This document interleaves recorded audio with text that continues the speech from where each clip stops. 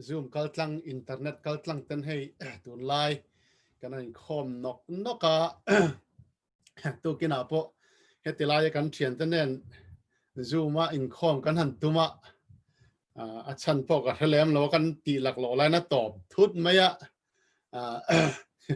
kan ko ta om lo na chu kan ti chak jam thei talawa chu tiang ni awang chon kan tong tei kan in setlang em ti ta karon ngai nuala thì hay rồi tu tên hun trà min pe a kan chung qua po tu kin kha nau pang hawin bible chang te an ron resai ta chuan kan nu porun zai ve a kan panin kan ron zai kan thiam lo viau nin kan han ria chuma se kan ril ru pathian in kha la kha ada tlata pathian in engamotal ti du ani kan ringa kha pusang khu ma tangin introduction angin min han mel riat tira khan lom khop mai pusang khu ma te anga rong bol tu puitling kan han nei hi kan van nei em min kan han ria an ni thazar noya te rong bol na kal pui zel dan tur te po aman paistamin pe zela kan lom hle ni voina kan pathian thungai tu atlan tur chu lal te pani na bunga chang khatanga chang ruk kan han chiar chua kanga kan du chu bung pum pui khani dona na mana chanchin anianga ma se han chiar chua vek kha hun a sei dona wangin alak tam dona wan kan chiar chuak vek lovanga kan du na lai kan ron soi lang mai dona ni thu puyata na ka man du chu asap tongin afia zoka your problems serve a purpose ti ka mang du a thu puyatan kan mi zo tongin ka han da ve chu atum tak aron hai langyam chu ka helawa I problem khan nang ma thil tum lian tak anei ti ania I pathian thu yan chiar photang u lalte pani na bunga chang khatanga chang ru surya lal sipei ho tu na man chu lalpan surya ho te chan him tua aman thin awangin apu ngaya ro puile miza om tak ani a ama chu mi chak hoisen ani boka phar ani boka surya ho te chu apol polin an rammua Israel ram atangin mei chanau pangte hi sala anron hona ani chuan na amana nupui rong abol thina tin ani chuan api hne na kapu hi samari kho a zol nei ma vakal sela kawati em o aphar hi aloti dam sak mei tura atia tin na man chu avaluta Israel rama mei chanau pangte khan chu tiang khatiang chuan ati e ti in apu chu avarhila tin surya lal chuan vakal takrokhai Israel lal hne na lekha ka thonange ati a ti chuan achuak ta atang karwa talen som le rang ka chak tlang sang ru le silfen in thlang na tur som akenga he lekha hi ilo mu anga ngaite kapuipa na man hi aphar ilo ti dam sak turin inne na karon tirani e ti na lekha chu Israel lal ape a pathian in thu kan chiar malmin som sakse zolne ilisain na man ati damdan khachukan hretlang threvin karinga aditelin kan chiar to lo mayanga voina karon soilan du chu khana mana le mei cheno pangte chanchin atang khanin pathian thu han ngai tu tlangi lakadu khop maya sap tong chuan adversity is the best teacher ti ania kan harsat na kan han to chang te hian pathian in keimania purpose ane wang harsat na I kan to amo kan paltlang min phal sak chang om thrina ama ero chu chung harsat na chu tok thin ma ila ma chon thin ma ila pathian thil tum a fulfill na le fulfill lo na ero chu keima ni chunga ain nat ni in ka thrina problem kan face dan tele problem kan handle tele eng thil po lo thleng po ni se khang zong kan handle dan atang khan pathian purpose ke ma ni ron lang tur kan ti puit lin theile thailo chu ke ma ni chunga ain nat ve ni in ka he thina he na mana chan chin kan han en chuan na man he tunge ani ti kan han en chuan general na man hi a hlo ting em army commander ani ti kan han fria a tuna kan han chiar ta ka tang po khan mi poimo tak ani ti chu kan mu a asap tong chuan he is a great man, honorable man and a mighty man of valor. Mi ro pui mi zaom le mi chakwai sen ani ti chu kan han mu a ama malak na awang le achak na atangin surya rampo nasatakin zawin a omani ti kan han mu a hetiang din muna din do hi ding do hi kan ni da fekin karinga hlo tling do chak tak ni du te successful ni du te kan ni vekin ka ria a karinga hetiang ang hlo thin na rabia ding du thau kan ni karing kan malampang kan future thil tha kan du awangin rim takin kan thoka rim takin le kha te kan zira thanem ngai takin kan fa te po kan zir tir thawin karinga kan ma problem lo om tur lo om thei lakata kan filim thei na tan thei top kan chu ve thin tu ma in kan life a hian problem nei kan du in karing lova a thei anga tam chu problem atang hian filim thei la ti chu kan du thu sam ani thau karinga na han nei te tu man kan du kan ring lo te khinan hei tun lai na hlom em ngan ti cancer ti ang reng te tu na lai hei virus kan ti covid-19 tak nial po heng te po anei du problem nei du tu ma kan om lo amero chu kan khovel man in azir lo wangin problem tel lo chuan life kan mang thailo ni problem chu kan nei nge risel na chunga ni lo ma se relationship lama te problem dang kan nei thin hena amana po hi pon lam atanga alan dan chuan mi chak huai sen ani a mi za om ani a mi hlo tling ani a chuti lai chuan problem lian tak nei anei ve tak nei ni mi tena an mu phak lo mi tena an riat pui lo har sat na lian tak anei ve tlat meya chutiang bok chon ke ni po pon lama tanga kan lan dan le hey Facebook a te po Instagram a te po niang chu kan han post chuan lim mail em puin nuam kan ti lai mail kan tar lang fo thin kan han in mu chang ni te hian ni damem in tha em kan te kan dame kan thai kan lo me kan ti pon lama tanga lan dana chuan in mi hlo tling tak le nun nuam tak mang ni om tak lang si chung ril lama har sat na lian tak nei problem nei kan om fo thin nang ni po in ni ka ring achang chuan pon lama min thir tu te chuan min ot em pon ni mai thei hey abi kin UK om te chu Mizoram tlang dunga tanga min ron thir tu te tan chuan in UK om te chu har sat na nei mia lo problem nei mia lo anga min ngai tam takan omin ka ringa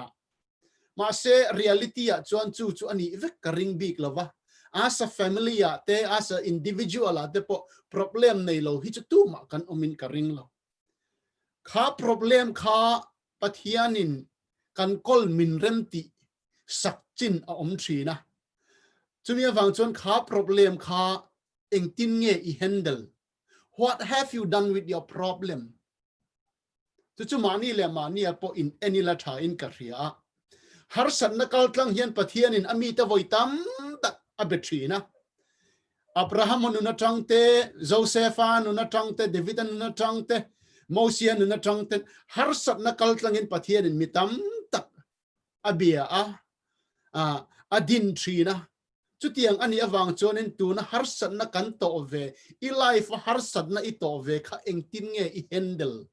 engtin nge kan handle ti chu mani le mani in zo tila thavia win karinga kan thian hetilai kan thian tam tak te chu problem tero te an nei chuan an manin an solve thailo chuanin pap lama an kala an va in rui chu mai ni chu tiang chu an problem handle ve dan ani kha ka pathian thil tum dan po ani kherlo mai thei chumia wang chon he army commander ina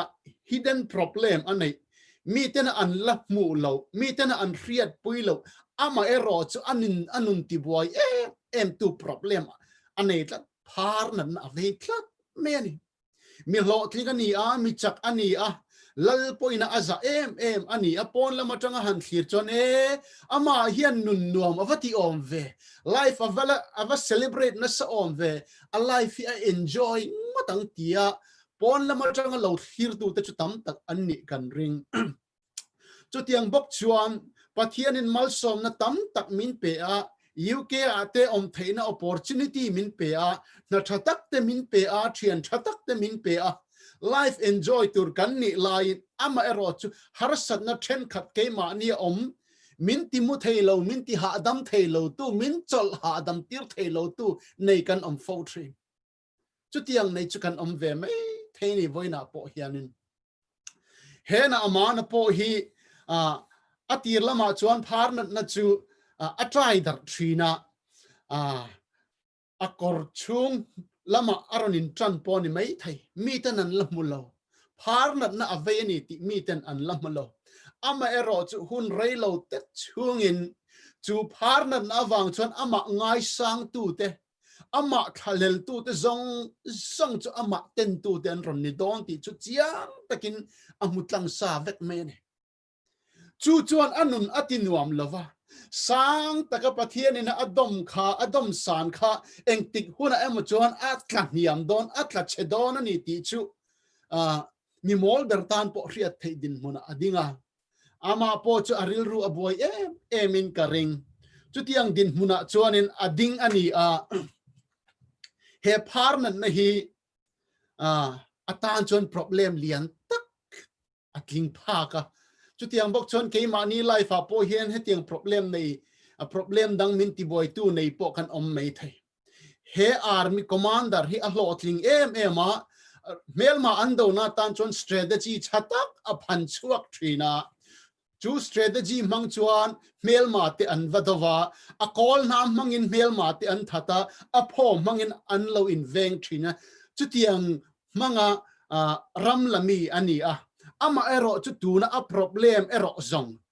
adam theinan ane theinan strategy phandana thiam tlat lo a call na min chu nat na rik chu ati lum thailo chu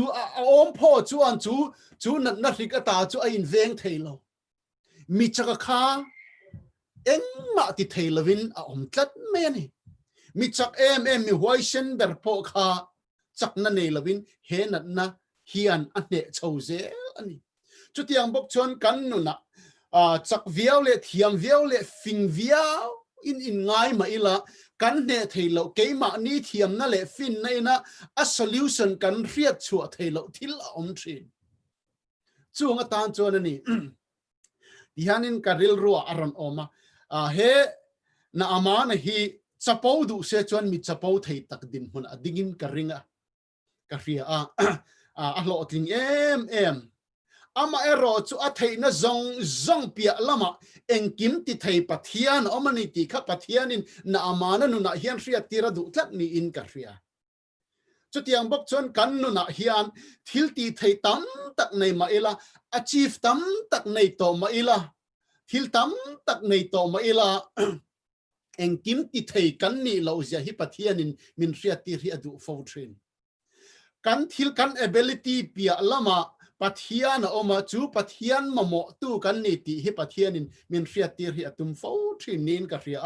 harsat na tam tak nang ni pon in rong ka paltlang to in ka ringa ke po harsat na tam tak paltlang to kania chung harsat na te chu pathian mel min mu tir tu an ni fo thin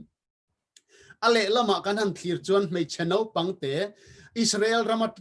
changa salatana an ron roi mei cheno pangte ani ka ngai to hian hen mei cheno pangte ro puizia hi karil ro hian a khat liam thina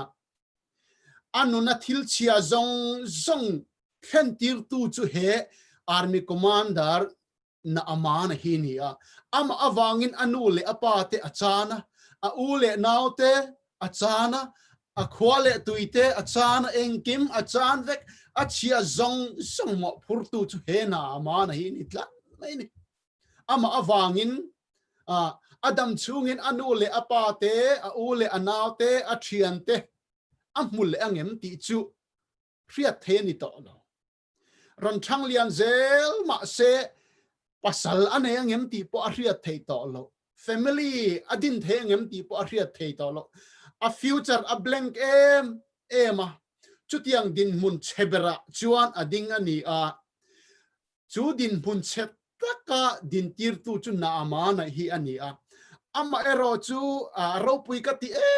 em chu he na ama na phar dam na tur a solve dan tur angai tu pui tlak mai hi ro pui ka ti mani he mai chenau pang din muna hian ding ila na ama na hi ka tan pui du angem mo ti te kai ngai tu thin isual ma isual man pathia anin a rem cheni te kan ti mei long mo khatiang ang khop khan mei chenau pang chunga khan thil thalo thlen tir ma se he mei chenau pang te chon na amana dam na tur azong tlatani chutia ang bok chon kan khovel man me ka kan society kan workplace min mangai mia lo tu min du sak mia lo tu engatan ma min ngai lo tu min musit em tu te chutiang te tan chuan in thil tha kan ngai to ve them min mangai tu te mangai le chu nuwa ma lom ma se min mangai mia lo tu min du sak mia lo tu te ta na thil tha han ti sak te thil tha ngai to sak te chu awahan christian mo christa ril ru ani chumi awang chuan he mei chano pang thil ti aro pui min ka ria na amana tang khan thil tha eng ma don anei lawa chu ama ero chu ama chuan thil tha ber a offer vetla me ni chutiang din huna chuan pathian in min din tir chang te po om thin chumi awang chuan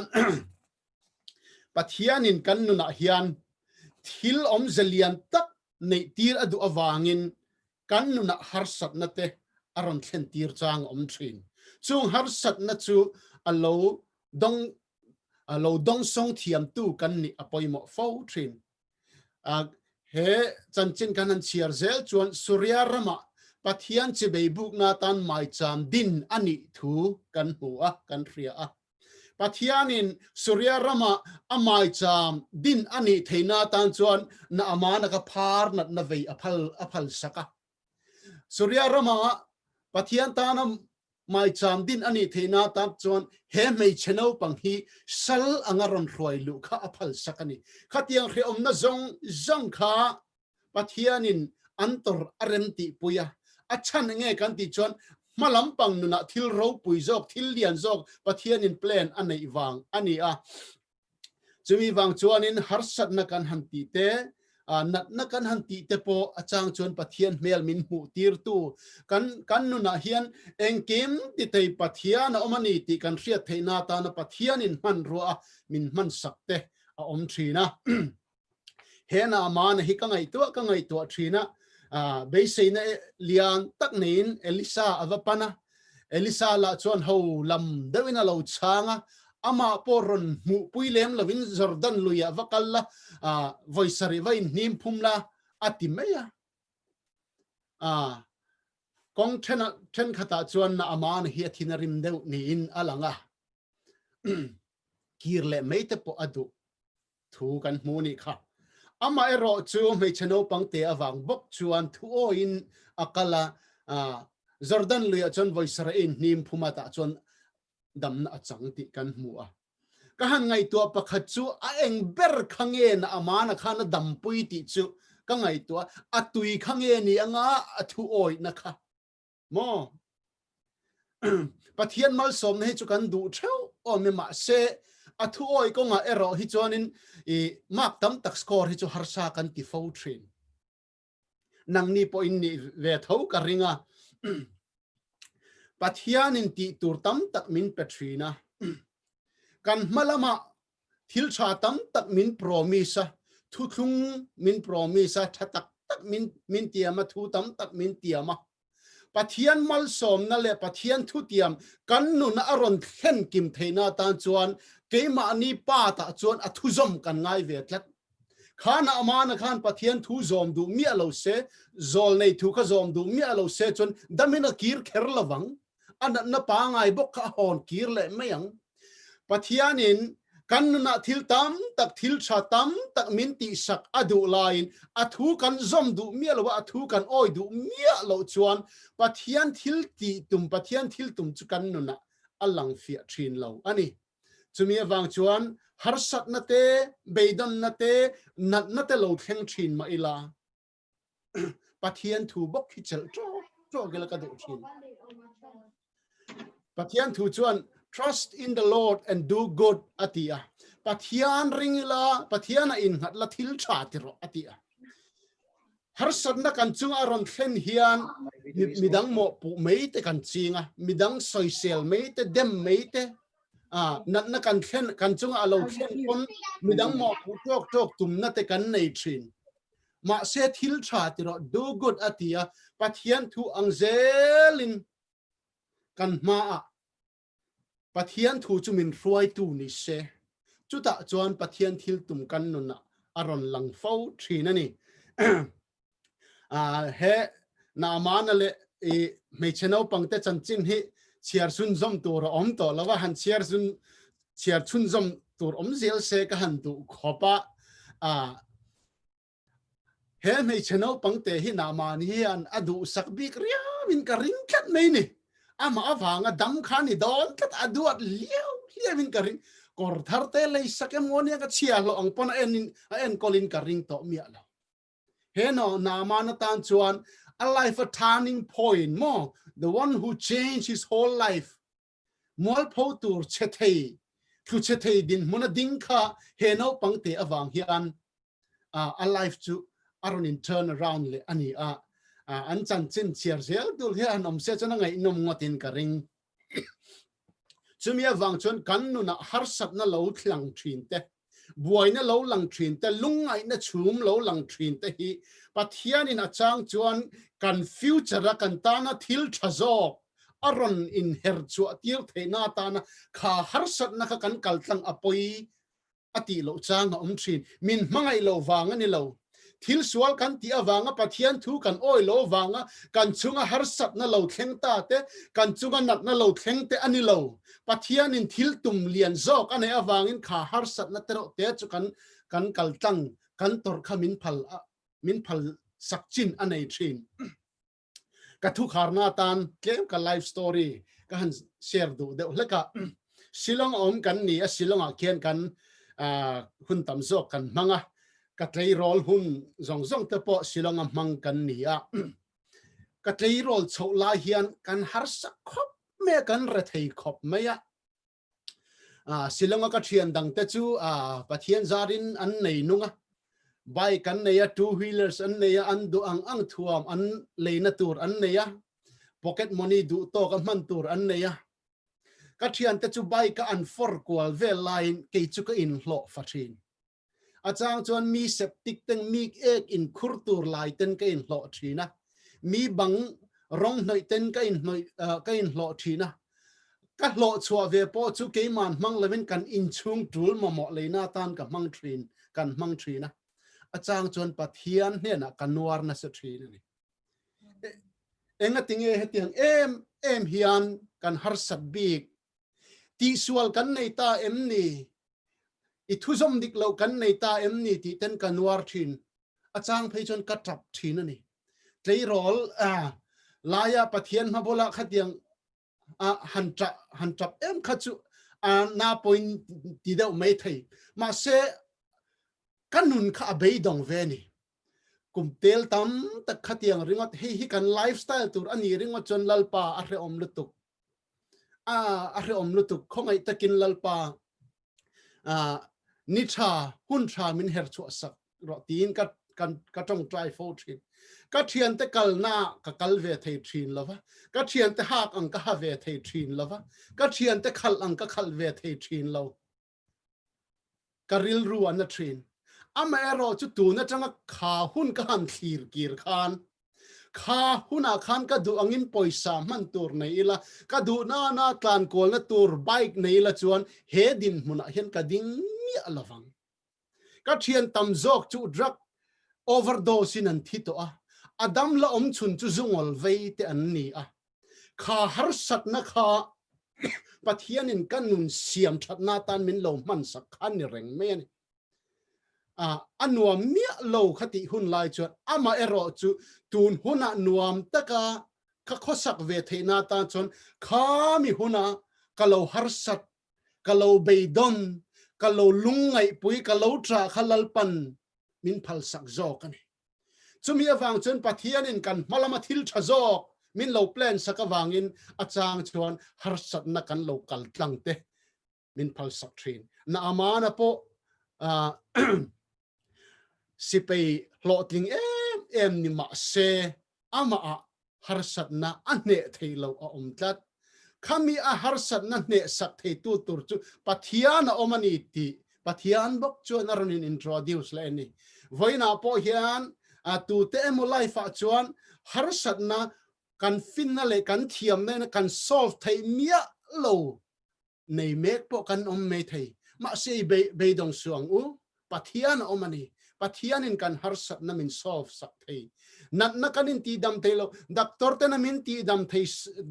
dam sak thelo nat na lo ompon kan pathian in ati dam the ni ti ring tlatila athu zomila athu oila pathian in kan malama hey aya thazok hey aya nuam zok hey aya ha adam zok life min lapil nge yang ti chu voina karon share do ani kalom tak zeta khati thleng ni se pathian in kan thu cha soite kan zawai tan mal min som sakro se amen